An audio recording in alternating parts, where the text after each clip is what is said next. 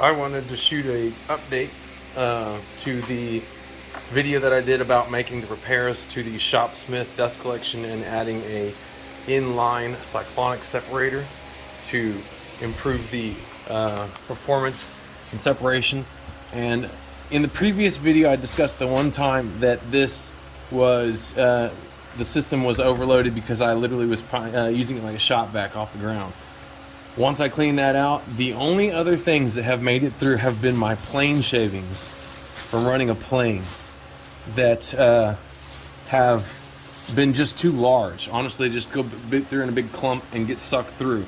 And now this is full, and only now that this is full have I started to get this very, very fine, but not dust. It's like what came along with the shavings. It's not really dust, it's actually not quite the finest. So I wanted to shoot some footage of me opening my separator for my first dump.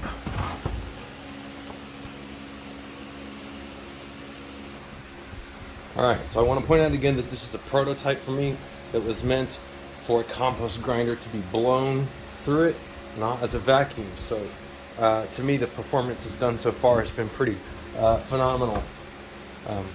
Here we go.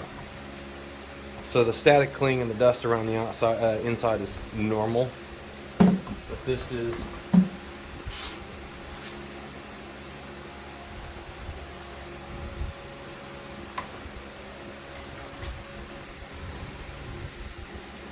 and just moving it around, you can see the fan because it's summer. I'm hot, blowing the dust around. So I'm gonna go bag this, and I'm not sure if I'm gonna compost it yet or if I'm gonna save it for my fire bin.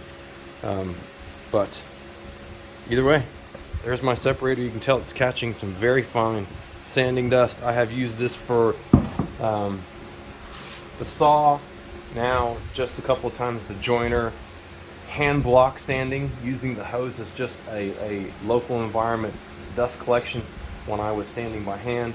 And again, the only time this got through the system was when I overloaded it, or now that it's full. And by full, I mean there is a limitation to how far up in the bucket we can get before I am now at the point where the bottom of the funnel is at the same height and it starts to dump. I probably should have emptied it already, but I wanted to see how far it would go before I got to that point so that I can get a better idea of, you know, how far I need to go, and the ideas for rebuilding this with a purpose-built design and probably one of my custom stacked buckets, because this is a nice big bucket, but it would be nice if it were twice as tall, maybe even the size of a trash can, but that requires some sealing, and these buckets work well because they'll hold a vacuum.